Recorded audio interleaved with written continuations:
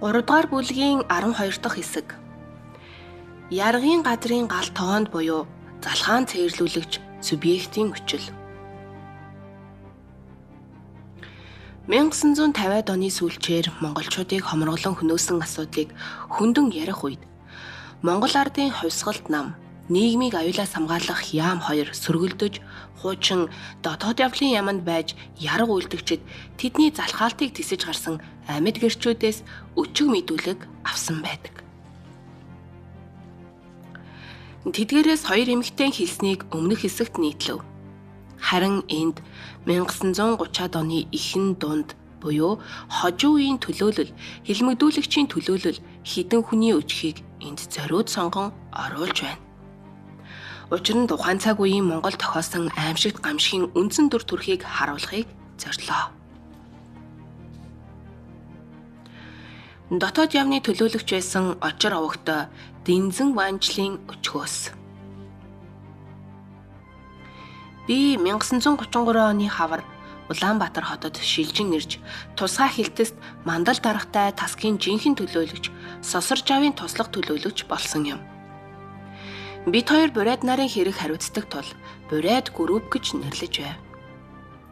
1933 оны 100 цэргийн наадмын дараа би ажилдаа оров. Тэр үед олон бурайд хятад Монгол хүмүүс баривчлагдсан мөрдөн байцаалд эд явагдаж байлаа.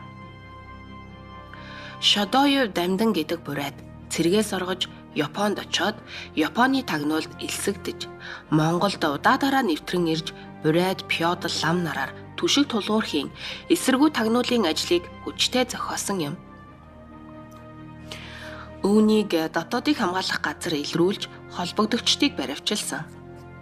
Иймд энэ тухай хүнд чийлж болохгүй маш нууц ажил байгаа юм.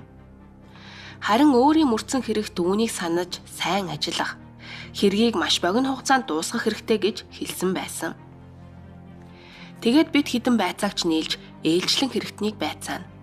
Жишээлбэл өглөөний 9 цагаас оройн 17 цаг хүртэл Сосорж ав, оройн 17-оос шөнийн 01 цаг хүртэл Дэнзэн Ванжил, шөнийн 01 цагаас өглөөний 09 цаг хүртэл Далах сүрэн гэх мэтээр тэр хэрэгтэнд амралт нойр хоол өгөлгүй жижүүрлдэг байв. Зарим хэрэгтнийг 5-аас 69 хоног, түүнээс илүү хоногоор нэг суудалд суулгаж жижүүрлэн байцаадаг байсан. Тиймээс хэрэгтэнч байцаагч нар маш их ядарч зовдөг байв.